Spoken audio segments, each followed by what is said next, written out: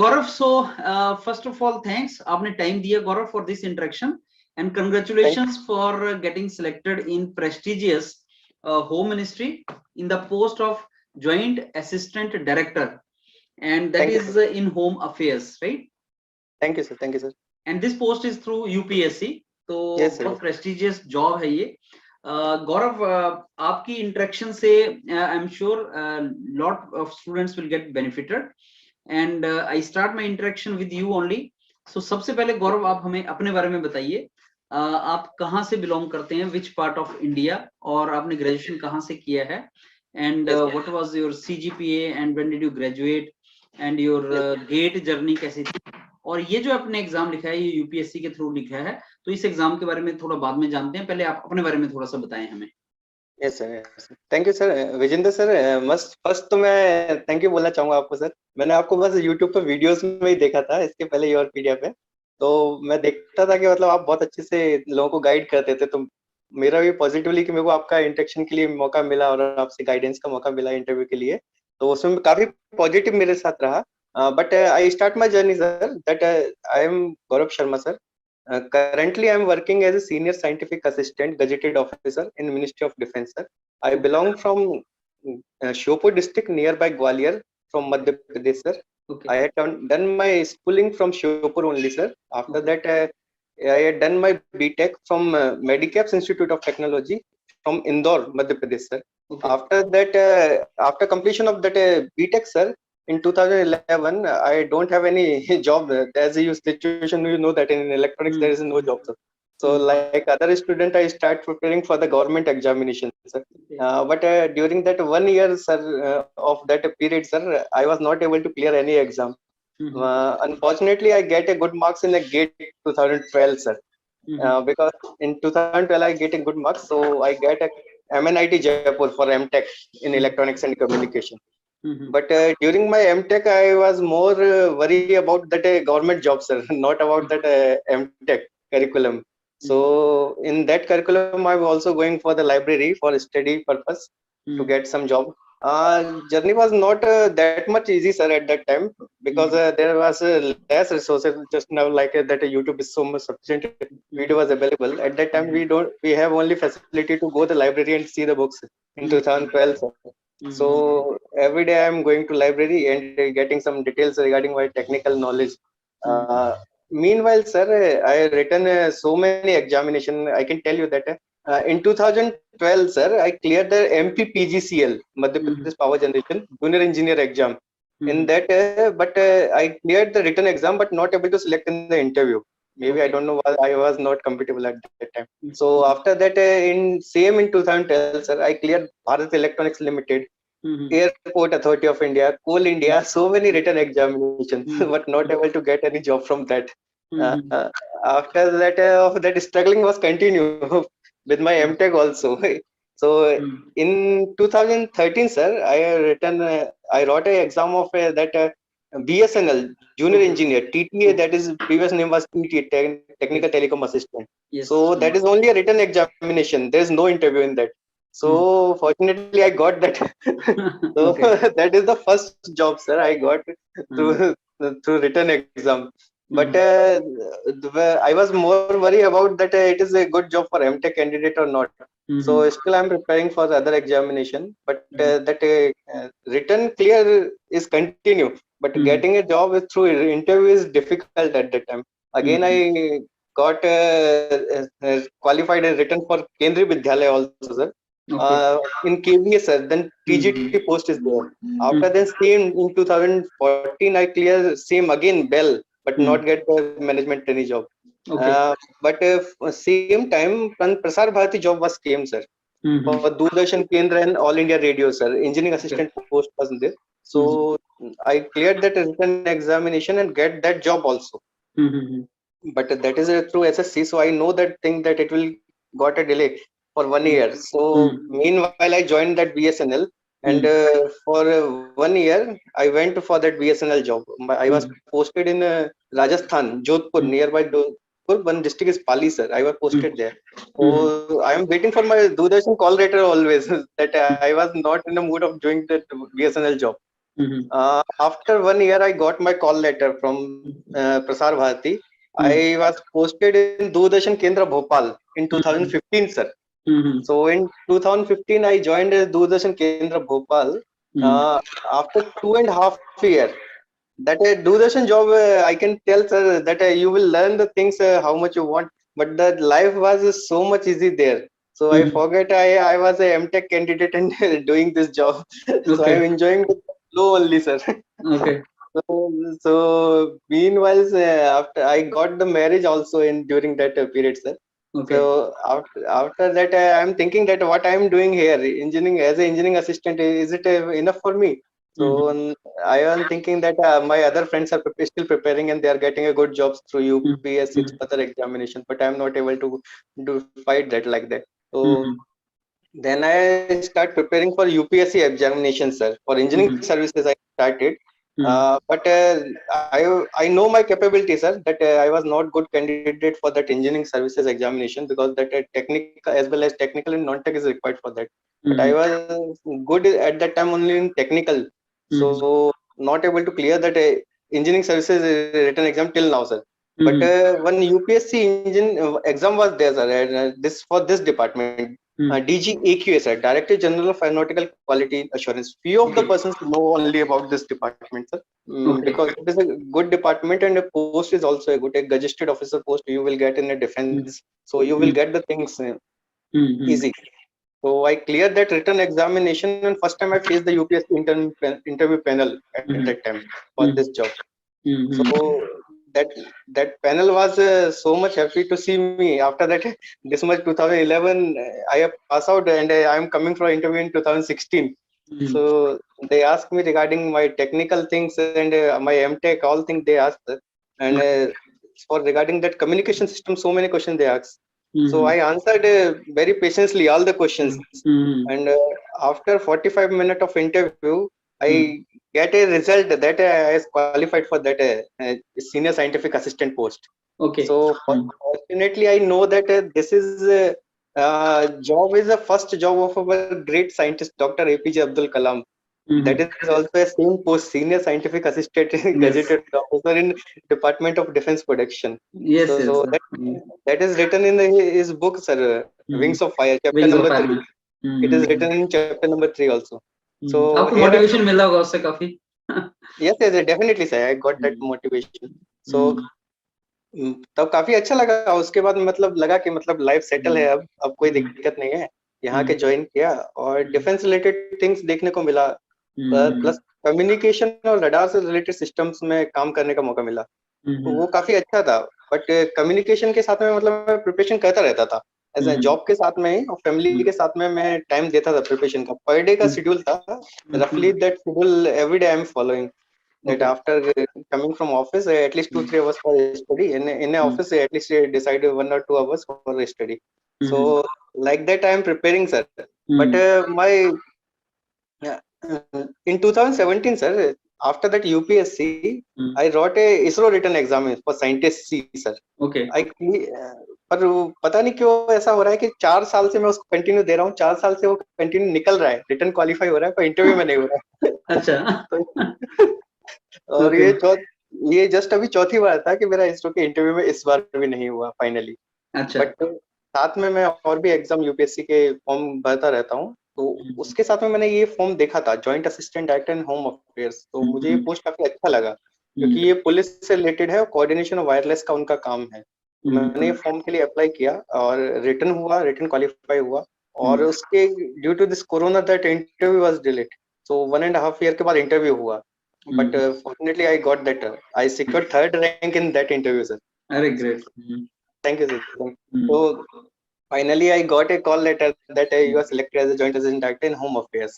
So I am moving forward toward that, sir. Great. अच्छा गौरव, अभी इस जॉब के बारे में थोड़ा सा बाद में आता हूँ, लेकिन पहले आपने जो मेरे को सारी डिटेल बताई, मैं अभी लिख रहा था और मेरा पूरा पेज भी भर गया जो आपने बताया.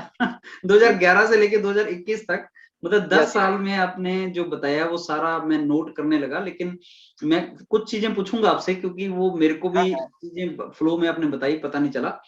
मेरे को आप ये बताइए कि आप गौरव कौन कौन से ऐसे एग्जाम्स थे जिनमें आपने रिटर्न तो निकाला लेकिन इंटरव्यू में आप नहीं निकाल पाए, ऐसे कौन कौन से एग्जाम्स थे? ओके सर, मैं बताता हूँ आपको। मैं 2012 से बताता हूँ, जब एक साल मैंने तैयारी की थी उसके बाद मैंने अच्छा, फर्स्ट आपने टाइम जो 11 के बारे में कुछ मेंशन किया था कि 2011 में आपने कुछ लिखा था, वो क्या था?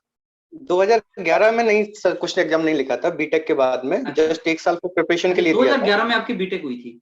कंप्लीट हुई थी, तो अच्छा एक साल फिर प्रिपरेशन के लिए दिया था, फुल्ली एक ठीक साल है। कम प्रिपरेशन के लिए दिया। और फर्स्ट एग्जाम जो मैंने लिखा था वो एमपीपीजीसीएल का था, हम्म, एमपीपीजीसीएल जूनियर इंजीनियर के लिए होता है। तो हम्म, वो दिया था, तो उसका मेरा रिटर्न क्वालिफाई हुआ था। ये 12 की बट बात है? 2012 की जनवरी में ये एग्जाम हुआ था, तो मैंने अच्छा रिटर्न क्वालिफाई किया था, बट अच्छा उसके इंटरव्यू में मेरा सिलेक्शन नहीं हुआ था। ठीक है। तो साथ में मैंने गेट का एग्जाम भी दिया था, तो उस टाइम पे मेरी 2000 कुछ रैंक आई थी सर, 2100 के अराउंड रैंक थी मेरी गेट में। अच्छा तो उसके थ्रू मेरे को एमएनआईटी जयपुर मिल गया था। और बट आपने साथ ज्वाइन कर में लिया? मैंने ज्वाइन किया था सर, अच्छा 2012 में ज्वाइन कर लिया था। अच्छा। बट बट लग रहा था कि मतलब एमटेक के बाद भी अगर जॉब नहीं लगी तो फिर वही सिचुएशन आ जाएगी, यहाँ जो हम्म सिचुएशन से स्टार्ट किया है। हम्म। तो फिर प्रिपरेशन स्टार्ट थी सर, तो हम्म। 2012 में ही मैंने 4 एग्जाम निकाले थे, रिटर्न एग्जाम। अच्छा, ये एमटेक करते करते? करते करते हाँ, ये कह सकते हैं, या फिर एमटेक के ज्वाइनिंग के जस्ट पहले, जो फुल अच्छा मार्च से और जून तक का जो पीरियड होता है, हाँ उसमें हाँ, भारत इलेक्ट्रॉनिक्स लिमिटेड है सर, बेल का एग्जाम होता है, बेल का एग्जाम होता है, सही मैनेजमेंट है। ट्रेनिंग। हाँ, सही है। उसके बाद एयरपोर्ट अथॉरिटी ऑफ इंडिया का एग्जाम हुआ था उसी टाइम पे 2012 में, कोल इंडिया का एग्जाम हुआ था, तो हम्म। वो हुआ था।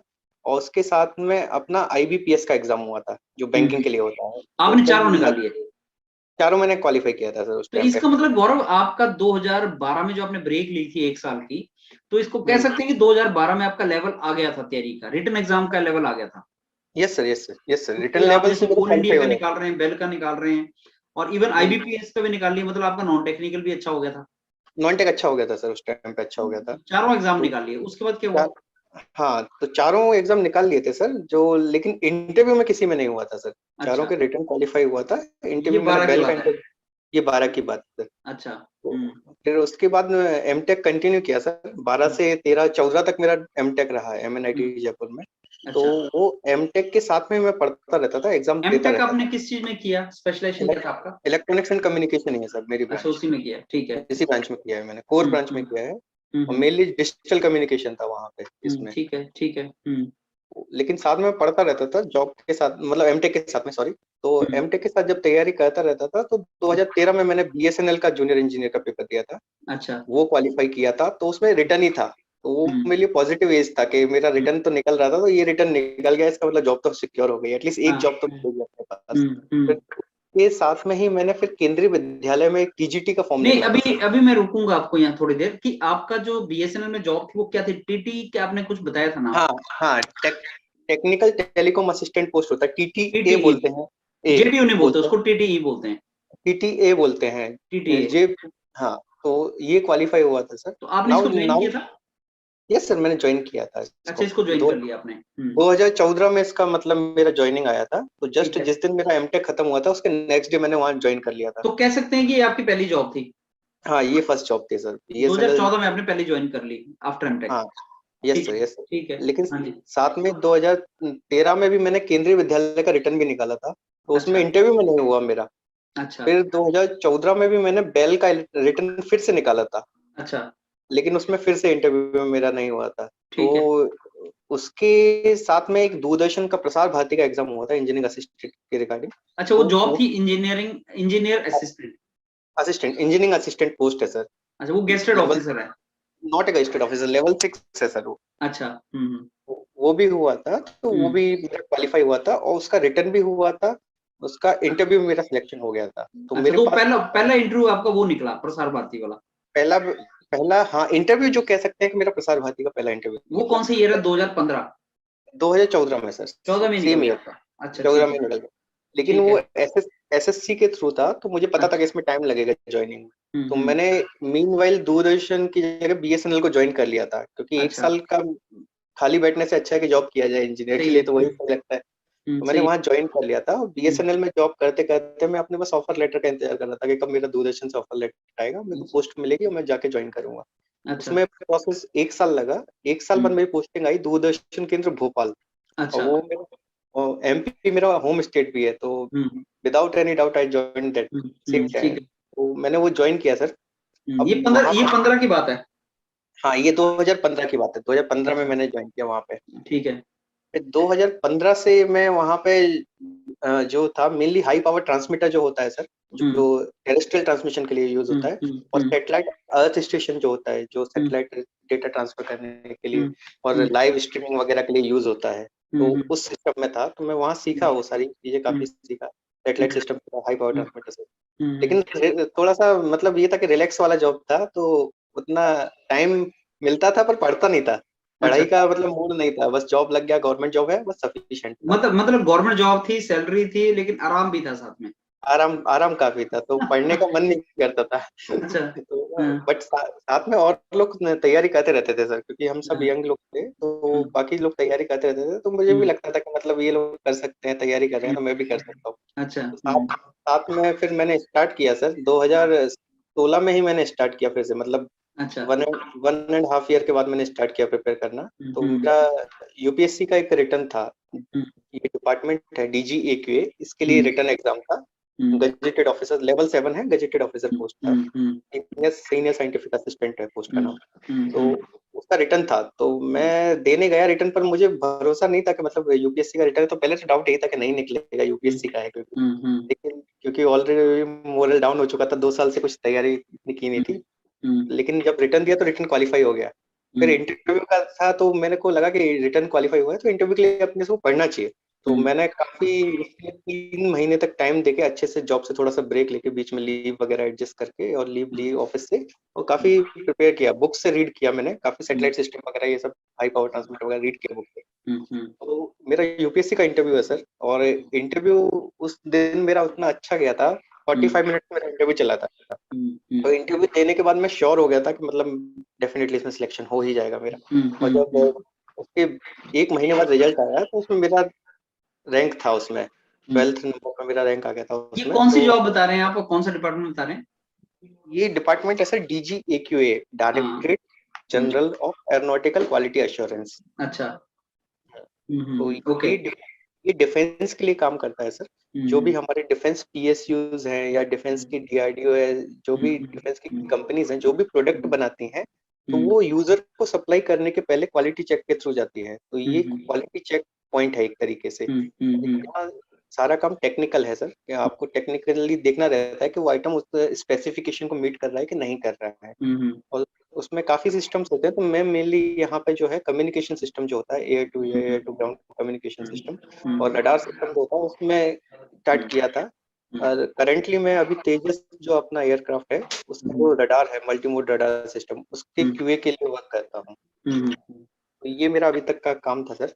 लेकिन उसके साथ में मैं जॉब के लिए, मतलब ऐसा था कि मतलब फिर आपने पढ़ता था, इसको तो ज्वाइन कर लिया था, ये जॉब आपने ज्वाइन कर ली थी? यस सर, मैं 4 ईयर अप्रोक्सीमेटली इधर हो गया, जस्ट नाउ अच्छा। 4 ईयर कंप्लीट हो जाएगा। अच्छा, तो मतलब 17 में आपने ज्वाइन कर लिया था इसको? हाँ, ज्वाइन किया, 17 में ज्वाइन किया, और अभी तक कंटिन्यू है, यही जॉब में हूँ मैं। तो साथ में मैं पढ़ता रहता था, पर एक इसरो का ऐसा था सर, इसरो का मतलब मैं हर साल रिटर्न देता, 2017 में भी दिया था मैंने, लेकिन नहीं हुआ। फिर 18 में दिया, नहीं हुआ। 2020 में फिर से फॉर्म आया, इसमें मेरा दोनों क्वालिफाई हुआ। इसरो में 2 पोस्ट था, एक इलेक्ट्रॉनिक्स के लिए था और एक एससीएल चंडीगढ़ के लिए, दोनों का रिटर्न क्वालिफाई हुआ, पर नहीं हुआ। आई थिंक 3 और 4 मार्क्स से इंटरव्यू में रहा है मेरा ओवरऑल।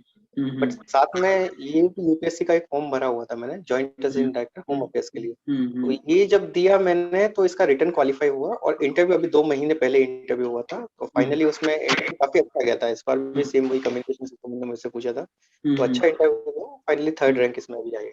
तो जस्ट नाउ अभी रिजल्ट आया है, बट अभी ज्वाइनिंग मेरी नहीं हुई है। ग्रेट।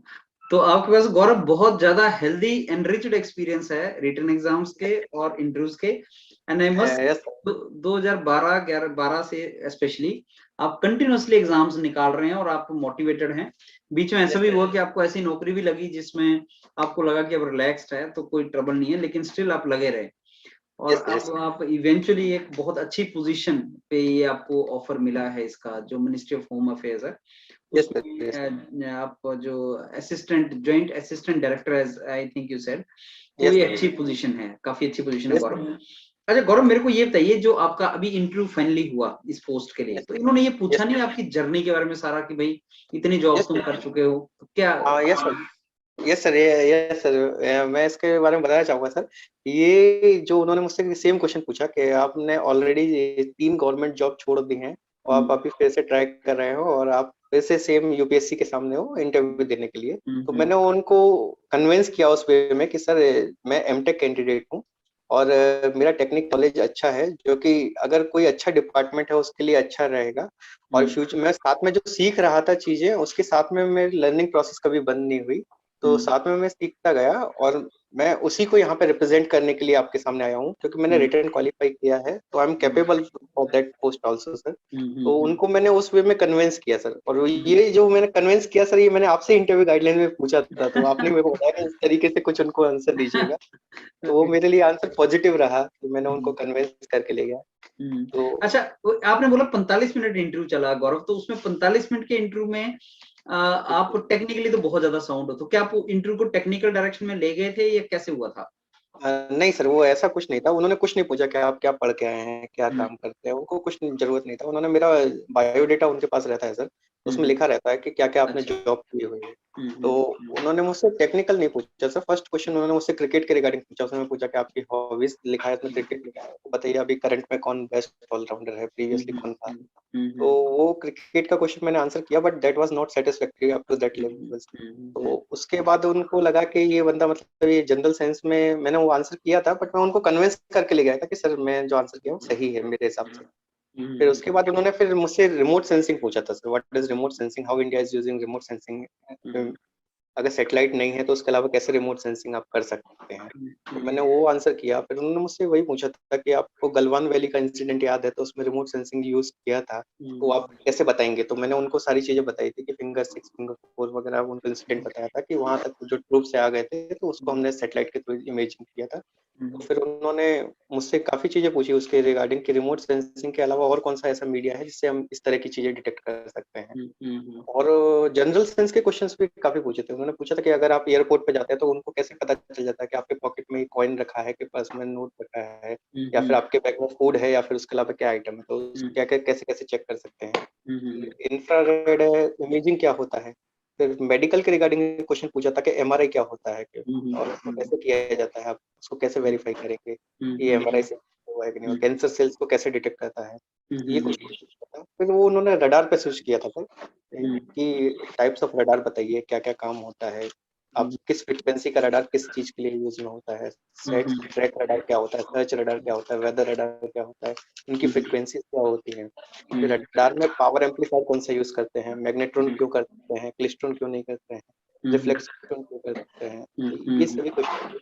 उसके बाद फिर उन्होंने मेरे डिपार्टमेंट का पूछा था सर कि आप क्वालिटी में काम करते हैं, क्वालिटी की डेफिनेशंस बताइए, रिलायबिलिटी की डेफिनेशन बताइए, एमटीबीआर कैसे कैलकुलेट करते हैं, एमटीबीएफ कैसे कैलकुलेट करते हैं। और फिर एक प्रैक्टिकल क्वेश्चन पूछा था कि सामने जो स्क्रीन लगा हुआ है इसका रिलायबिलिटी कैलकुलेट करके बताइए कि इसका रिलायबिलिटी कैसे कैलकुलेट करेंगे। तो वो मैंने उनको बता दिया, पैरेलल कॉम्बिनेशन और सीरीज कॉम्बिनेशन में जो कंपोनेंट्स होता है उसको फॉर्मूले के थ्रू उनको बता दिया था। फिर उसके बाद उन्होंने मुझसे जो क्वालिटी रिलेटेड स्टैंडर्ड होते हैं सर, जैसे मिल स्टैंडर्ड हम बोलते हैं, मिलिट्री स्टैंडर्ड, उन्होंने मुझसे पूछा था पावर सप्लाई का मिल स्टैंडर्ड क्या है, ईएमआईएमसी जो टेस्टिंग होती है उसका मिल स्टैंडर्ड क्या होता है, रिलायबिलिटी का मिल स्टैंडर्ड क्या है आपका, तो ये सारी चीजें, इन्वायरमेंट का मिल स्टैंडर्ड क्या है, ये पूछा था। फिर उनको पता भी था कि मतलब मैं डीआरडीओ से रिलेटेड है मेरा जॉब थोड़ा सा, तो उन्होंने पूछा था कि अभी लेटेस्ट डीआरडीओ प्रोजेक्ट क्या चल रहा है, आपको उसके बारे में क्या क्या आता है, किस फ्रिक्वेंसी पे क्यों, ये प्रोजेक्ट किस फ्रिक्वेंसी पे ही क्यों काम कर रहा है, तो वो सारी डिटेल्स उन्होंने काफी पूछी थी।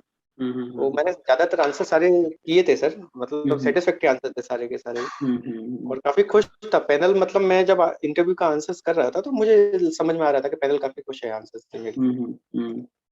ग्रेट। अच्छा गौरव, अब मैं आपको आपको दूसरी डायरेक्शन में लेके चलता हूँ।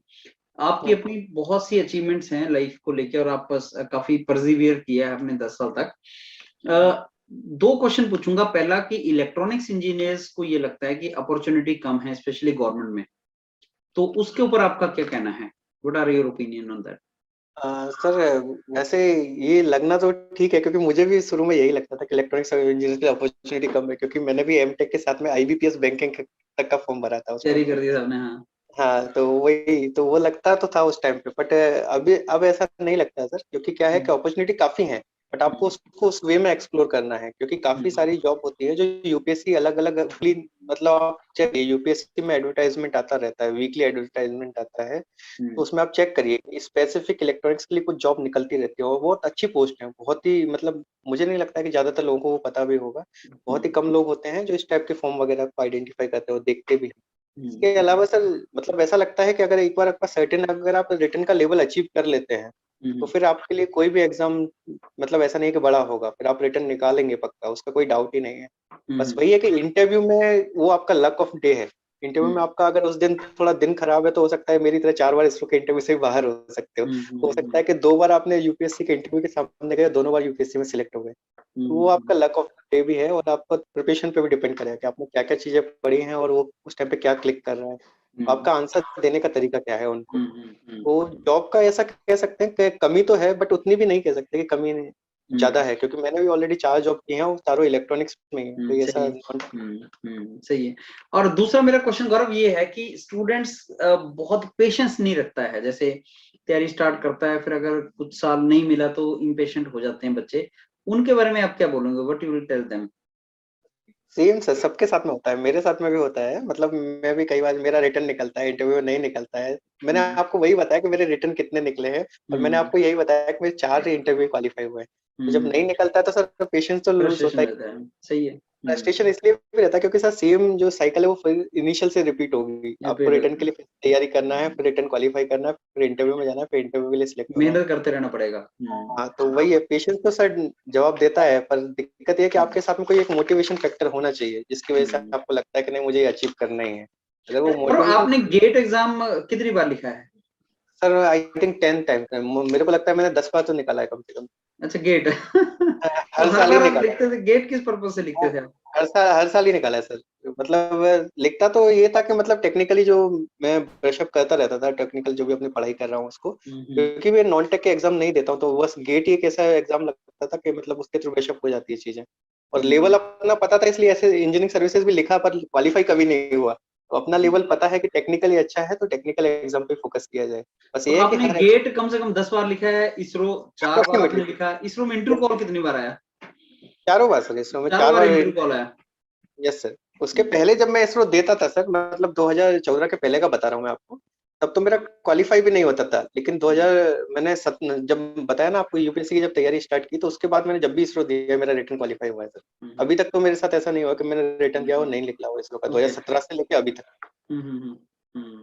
चलो ग्रेट गौरव, मेरे पास तो पूरी लिस्ट हो गई, आपने जो सारा ये किया है, and I am very sure आपकी जो अपनी जर्नी है ना, जो जो आपने अचीव किया, और रिटन एग्जाम, इंटरव्यू, और लगे रहे, परसिस्ट करते रहे, तो वो अपने आप में बच्चों को मोटिवेट करेगी। मतलब हमें कुछ बताने की रिक्वायरमेंट नहीं होती, अगर इतना सा बता दी जाए कि सब ये चीजें मैंने की हैं और ऐसे ऐसे मेरे साथ हुआ है, वो अपने आप में बहुत मोटिवेशनल होता है स्टूडेंट्स के लिए। तो आई एम वेरी श्योर ये जो आपकी जर्नी है ये मोटिवेशनल है स्टूडेंट्स के लिए, उनको काफी कुछ इसमें से मोटिवेशन मिलेगा। I am very sure they will gain lot of things from this. अब मैं आपको अगेन आई थैंक यू, आपने टाइम दिया, and I wish you all the very best in your career. Sir एक चीज मैं बोलना चाहता हूँ, जैसे कि आपने बोला मोटिवेशन सर, तो मैं आपको बताना चाहूंगा कि मतलब मोटिवेशन फैक्टर क्या है, आपका अंदर से नहीं आता है, आपको आउटसाइड से लेना पड़ता है। तो मेरी लाइफ में मैं आपको मतलब ये है कि मेरी वाइफ है सर, वो सॉफ्टवेयर वो सॉफ्टवेयर इंजीनियर थी। जब मैरिज हुई थी 2014 में सर, तो वो जॉब करती थी, साथ में सॉफ्टवेयर इंजीनियर है वो। तो मैं दूरदर्शन में था, तो वो भी साथ में जॉब करती थी वहाँ पे सॉफ्टवेयर कंपनी में। तो उसको ये लगता था कि मैं कुछ कर सकता हूँ लाइफ में। तो ऐसा नहीं है कि मतलब मेरे को अंदर एग्जाम निकाल दिया, मोटिवेशन नहीं क्वालिफाई हुआ तो मोटिवेशन आ गया, तो वो एक ऐसा टर्निंग पॉइंट है कि वो हमेशा मेरे को पीछे से पुश कर देते कि नहीं, तुम निकाल सकते हो, कोई अच्छी जगह पहुंच सकते हैं। यही फाइनल है। तो आपके पीछे आपके वाइफ का बहुत बड़ा सपोर्ट है, राइट? बहुत ज्यादा सर। अभी मतलब जब मेरा इसरो क्वालिफाई हुआ था सर 2017 में, तो उसके बाद उसने अपनी जॉब छोड़ दी थी कि मैं मात्र इस एग्जाम को निकालूं, प्रिपेयर कर। अच्छा।